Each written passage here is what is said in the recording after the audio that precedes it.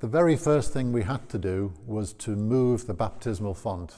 Unfortunately, for us to create a workable community space, the font would have been right in the middle of everything. So we've had to move the font to the front of the chancel. It's now in a very nice position there, and everybody that's seen it moved has agreed that, in fact, it perhaps makes more sense in this day and age to have it where it is. The next thing we did was to take out all of the pews. Well, you can see this space here. Those pews were actually obviously a source of contention with the Victorian Society, and the DAC wanted to know what was going to happen to the pews.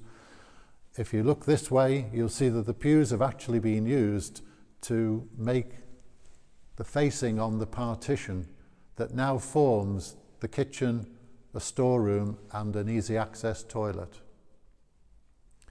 We're also going to use some of the remaining timber from the pews to finish some areas which the builder has left. We're hoping that with some of our joinery skills we can do this sort of work ourselves.